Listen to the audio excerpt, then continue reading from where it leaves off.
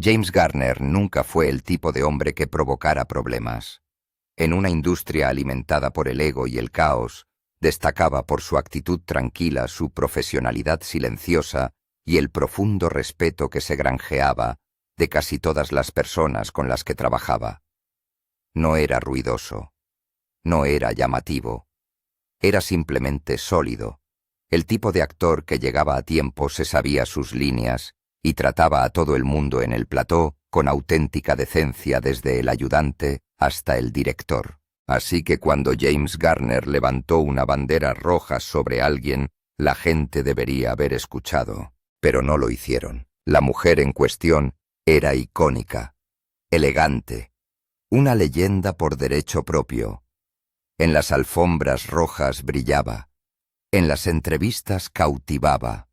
Tenía a Hollywood en la palma de la mano, seducía a la prensa, deleitaba al público y se labró una reputación de audaz brillante e imposible de ignorar. Pero a puerta cerrada Garner veía algo diferente, y no se lo guardó para sí mismo. Advirtió a los demás, silenciosa firmemente, de que algo no iba bien, que bajo el glamour había otro lado de ella, un lado en el que no confiaba. Durante años, sus advertencias fueron ignoradas.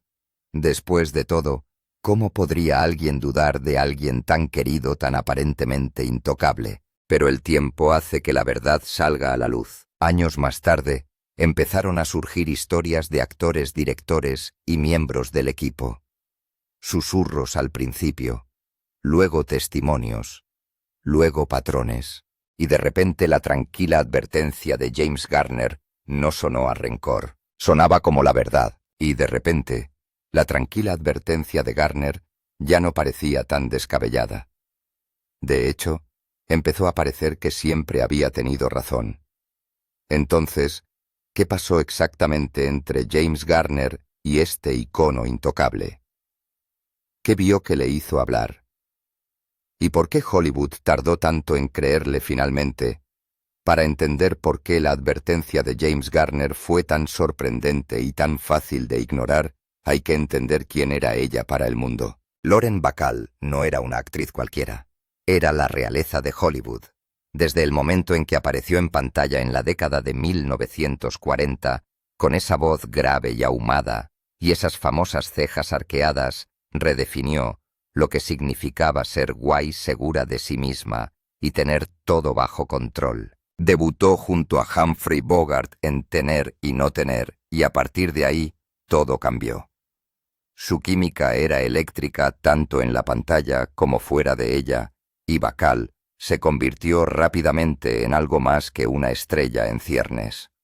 Se convirtió en un símbolo de glamour, fuerza y misterio. Los críticos la adoraban, los estudios la respetaban y los fans la idolatraban. En una industria obsesionada con la juventud y la obediencia, Bacall destacaba por su agudo ingenio, su entereza y su falta de voluntad para seguir las reglas de nadie más que las suyas propias. Se movía por la industria con una especie de fuerza magnética, ganándose una reputación de mujer dura y sin pelos en la lengua, que sabía exactamente lo que quería y normalmente lo conseguía. Las entrevistas la describen como ferozmente inteligente y refrescantemente honesta. Decía lo que pensaba, desafiaba las normas y se negaba a ser encasillada en el papel de damisela o compinche. Para muchos era un icono feminista antes de que la expresión se pusiera de moda, pero detrás de todo ese encanto y pulcritud había susurros, que nunca aparecían en las revistas ni en las entrevistas televisadas. La gente que trabajaba con ella a veces la describía como fría, controladora, incluso condescendiente. No era algo que se oyera decir a sus fans ni que se viera en sus actuaciones, pero en círculos privados su nombre venía con una advertencia, sutil, silenciosa, pero real. Y sin embargo, cuando esos rumores salían a la luz, normalmente se dejaban de lado. Porque Lauren Bacall era Lauren Bacall. Había construido toda su identidad sobre su valentía y su falta de disculpas. Para algunos, Su confianza era inspiradora. Pero para otros, incluido un actor muy respetado, era algo totalmente distinto. Y James Garner, él vio la diferencia, lo sintió. Y una vez que trabajaron juntos no pudo guardárselo para sí. Pero eso fue solo el principio. Cuando Lauren Bacall y James Garner se encontraron trabajando en el mismo proyecto, ambos eran ya iconos por derecho propio. Garner había saltado a la fama por su encanto en Maverick y consolidó su estatus con The Rockford Files. Era el tipo que caía bien a todo el mundo. Tranquilo, fácil de llevar, con un ingenio seco que desarmaba incluso a las personalidades más duras. Era conocido por tratar con respeto a todo el mundo en el plató, desde los directores hasta los extras. En una ciudad llena de ego, Garner tenía los pies en la tierra. En 1981 se estrenó El abanico, un thriller psicológico protagonizado por Bacall, una estrella de Broadway acosada por un admirador obsesivo, y Garner, su exmarido. Debería haber sido una colaboración fluida entre dos profesionales experimentados, pero casi desde el momento en que comenzó la producción, Garner sintió que algo no iba bien. Según personas cercanas a la producción, la tensión entre ambos no era explosiva. Era sutil, fría, profesional en la superficie, pero por debajo, una fricción silenciosa que era imposible ignorar. Garner estaba acostumbrado a decorados que parecían familiares. Bacall aportó algo diferente. Era precisa, exigente y a veces desdeñosa con quienes no cumplían sus normas o desafiaban su control. No gritaba, pero su energía podía llenar la sala de una forma que mantenía a todos en vilo. Garner, por su parte, nunca intentó eclipsarla ni entrar en luchas de poder. Ese no era su estilo, pero tampoco fingía cuando algo no funcionaba. Bacall, al parecer, tenía poco interés en ajustar su enfoque en aras de la armonía. Conocía su estatus y se aseguraba de que todos los demás también. A puerta cerrada, algunos miembros del equipo empezaron a hablar. Se murmuraba que Bacall reescribía diálogos en el plató o que cuestionaba la autoridad del director durante el bloqueo. Garner, aunque reacio a agitar las cosas, se sentía cada vez más frustrado, no porque necesitara un trato especial, sino porque el trabajo en sí estaba sufriendo. Más tarde, insinuaría lo desagradable que había sido la experiencia sin dar nombres abiertamente. Pero quienes le conocían y conocían el plató entendían exactamente a quién se refería. La actitud de Bacall había dejado huella no solo en él, sino en varios otros implicados en la película. ¿Y qué lo hacía aún más incómodo? Bacall no veía el problema. Desde su perspectiva, simplemente estaba siendo directa, profesional, eficiente. Pero para Garner era algo muy diferente. Había trabajado con todo tipo de personas a lo largo de su carrera, atrevidas, tímidas, excéntricas y de carácter fuerte. Pero lo que vio en Bacall no fue confianza, era control. Y no del tipo que se gana el respeto, del tipo que aleja a la gente. Aún así, Garner se guardó casi todo para sí. Por el momento, pero no se quedaría callado para siempre. James Garner nunca fue conocido por tirar a la gente debajo del autobús. Era reservado, respetuoso y casi alérgico a los cotilleos. Así que cuando hablaba de alguien, aunque fuera vagamente, significaba algo. Y cuando por fin compartió sus pensamientos sobre Lauren Bacall, años después de su trabajo juntos en The Fan, sus palabras fueron mordaces. En sus memorias de Garner Files, nunca atacó abiertamente a Bacall. No era su estilo, pero dejó claro que su experiencia juntos había sido, en sus palabras, difícil. La describió como cortante y reservada, con tendencia a menospreciar a quienes la rodeaban. No dio nombres, ni lanzó acusaciones, pero era evidente que su comportamiento había dejado una huella duradera, y no una positiva.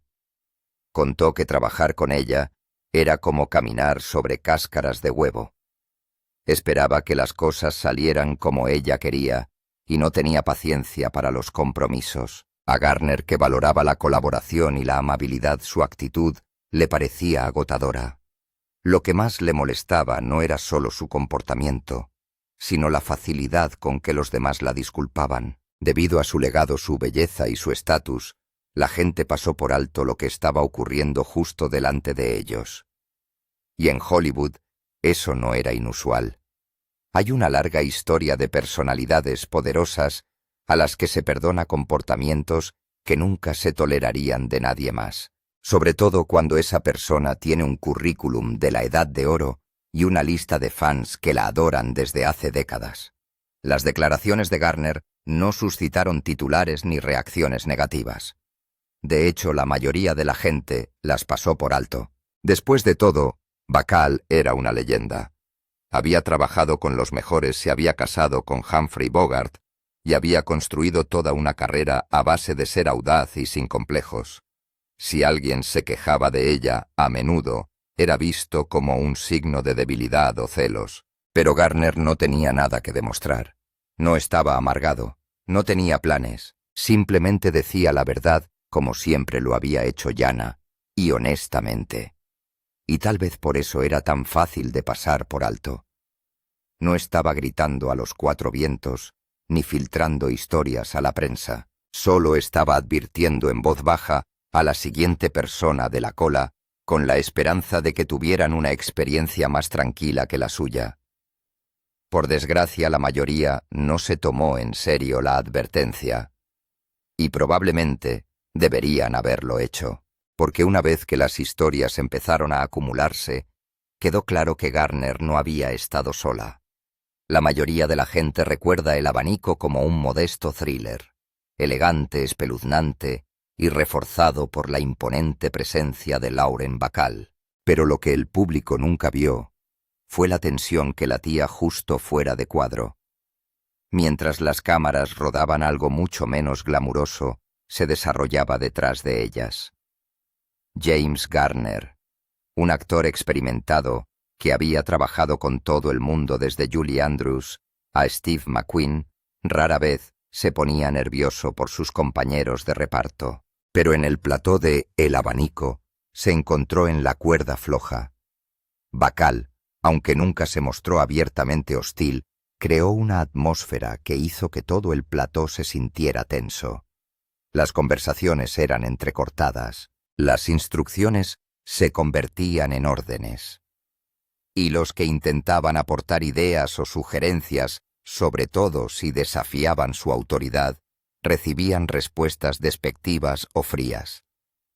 Más tarde, los miembros de la tripulación describieron una dinámica difícil de ignorar. Bacall exigía el control no solo de sus escenas, sino de la energía de la propia producción. Cuestionaba la dirección, se oponía a las reescrituras y era conocida por anular decisiones que consideraba que no se ajustaban a su visión. Garner, que valoraba la armonía y la eficacia, se guardaba su frustración para sí, pero su lenguaje corporal y sus breves comentarios contaban otra historia. En un momento dado, hubo murmullos sobre un desacuerdo entre Bacall y el director de la película, Edward Bianchi.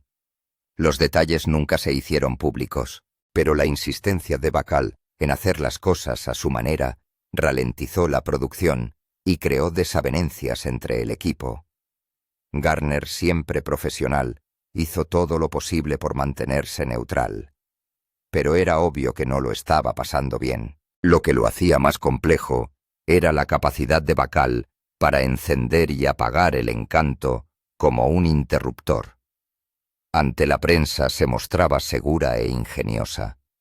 Para el reparto y el equipo podía ser crítica, controladora y distante. Garner describió una vez trabajar con alguien así como estar en una habitación fría en la que nunca cambia el termostato.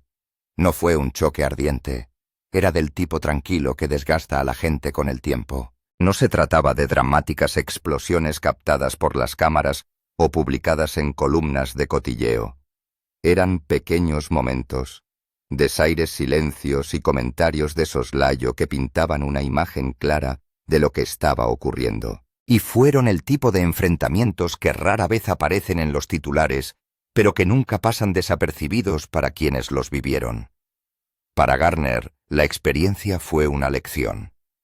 A veces, no son los conflictos más ruidosos los que dejan una huella más profunda, son los silenciosos.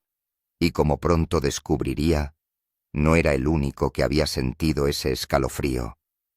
James Garner no fue el único que se alejó de Lauren Bacall sintiéndose incómodo. A lo largo de los años, varios actores e informadores se han hecho eco de sentimientos similares.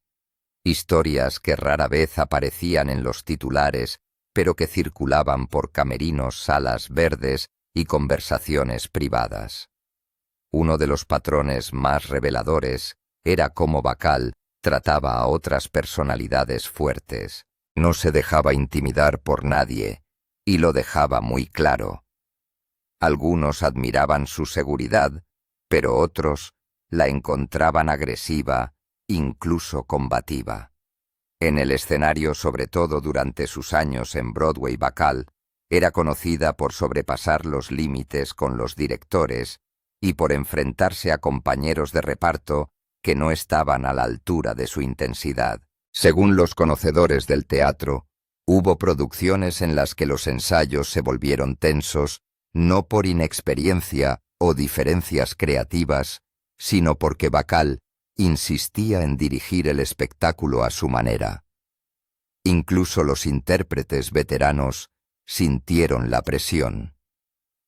Un actor que había protagonizado una reposición junto a ella abandonó la producción a mitad de camino, alegando diferencias creativas irreconciliables, una frase que a menudo enmascara conflictos personales mucho más profundos.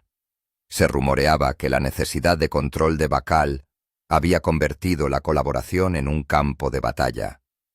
Aunque el incidente nunca se confirmó públicamente, se sumó a la silenciosa mitología que rodea a su personaje entre bastidores. La actriz Brenda Vaccaro, que trabajaba en círculos similares, insinuó una vez en una entrevista que Bacall podía ser imposible de complacer cuando las cosas no giraban a su alrededor.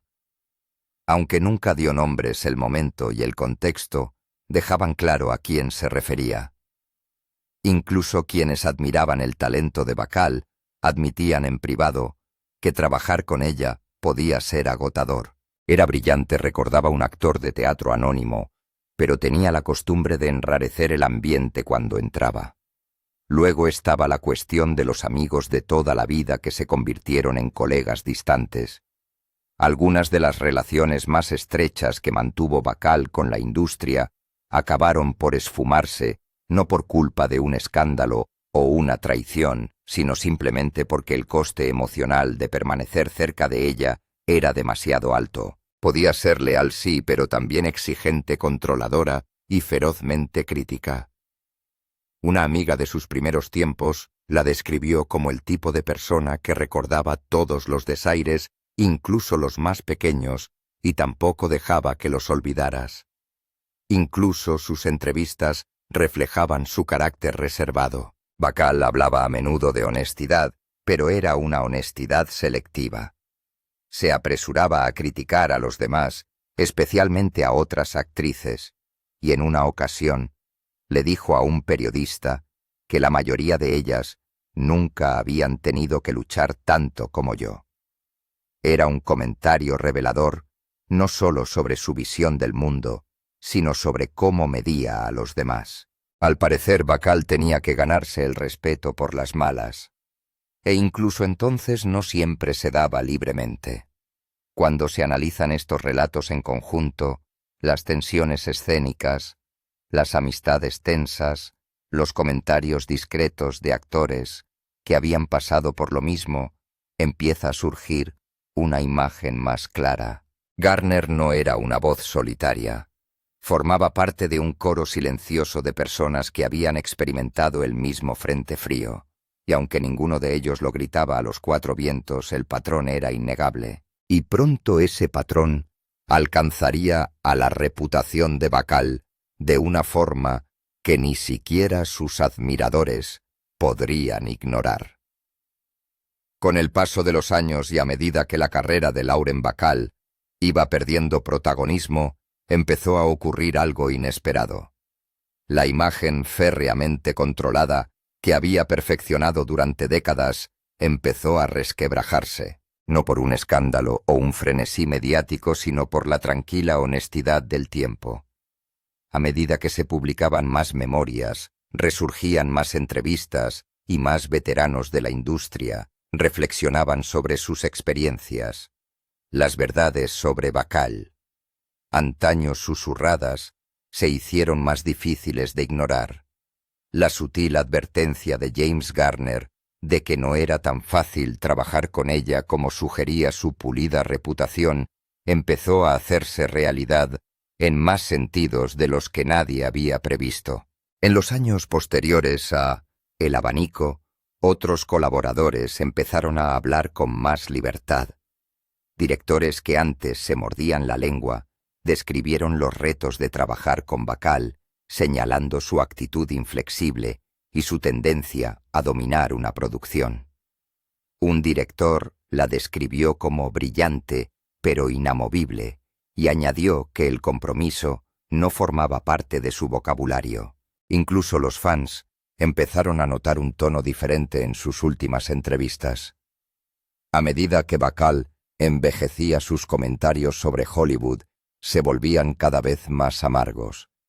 Criticaba a las estrellas modernas, despreciaba a los nuevos talentos y se definía a sí misma como una de las últimas actrices de verdad. Mientras algunos admiraban su rebeldía, otros veían algo más, un rechazo a adaptarse y un desdén por cualquiera que no hubiera vivido su época. No solo en la prensa. En sus apariciones en galas de premios y entrevistas al final de su carrera, Bacall solía mostrarse fría o desdeñosa, esquivando preguntas o corrigiendo a los presentadores a mitad de frase. Lo que antes se consideraba confianza, ahora se interpretaba como superioridad, y eso molestaba a la gente. En silencio, su mística dio paso a una verdad más complicada. Y luego estaban las retrospectivas. Cuando los historiadores del cine empezaron a reevaluar la edad de oro de Hollywood, surgió una visión más matizada de Bacall. Se la seguía celebrando, por supuesto. Su talento, su presencia y su influencia eran innegables, pero la imagen de la intocable reina de lo cool fue sustituida por algo más complicado. Una mujer que había luchado con uñas y dientes por su lugar en la industria al hacerlo, pudo haber perdido el calor de quienes la rodeaban. James Garner nunca se regodeó, nunca dijo, «Te lo dije». Ese no era su estilo. Pero para quienes habían leído entre líneas sus memorias y recordaban su advertencia, las piezas empezaron a encajar. Lo había visto mucho antes que los demás. La distancia emocional, los juegos de poder, la sutil necesidad de controlar cada habitación en la que entraba.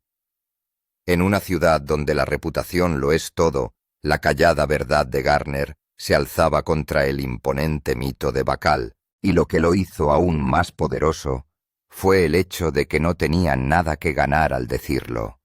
No buscaba venganza ni llamar la atención. Simplemente no podía fingir que no había ocurrido. Y ahora en retrospectiva la gente podía por fin ver el cuadro completo. Al final James Garner nunca hizo una escena. Nunca aireó sus quejas en los programas de entrevistas, nunca escribió una denuncia dramática y nunca trató de empañar el legado de nadie. Él no era así, pero también se negó a fingir. Lo que vivió con Lauren Bacall le marcó, no porque fuera explosivo o traumático, sino porque expuso silenciosamente el coste de trabajar junto a alguien que valoraba más el control que la conexión. La historia de Garner no trata solo de un incómodo plató de rodaje. Se trata de la gran verdad de Hollywood. Esa imagen a menudo oculta la realidad, y las leyendas no siempre son lo que parecen. Durante décadas, la reputación de Bacall como icono audaz e intransigente fue indiscutible. Se la alababa por su fuego, su fuerza y su desafío. Pero lo que a menudo se pasaba por alto era cómo ese mismo fuego podía quemar a la gente que la rodeaba. No era una villana, no era malvada, pero era difícil, y a veces lo difícil deja cicatrices. Garner lo vio, lo sintió, y en lugar de lanzar un ataque simplemente, optó por la honestidad. Una honestidad silenciosa que con el tiempo demostró ser más poderosa que cualquier titular. Quizás sea eso lo que hace que esta historia sea tan atractiva. No el drama, ni la tensión, pero el hecho es que una de las estrellas más simpáticas de Hollywood vio algo que otros prefirieron ignorar. Y en lugar de gritarlo, lo susurró, no para derribar a alguien, sino para decir la verdad. Porque alguien tenía que hacerlo. Así que la próxima vez que oiga que un actor respetado hace un comentario discreto, levanta una suave bandera roja o cuenta una historia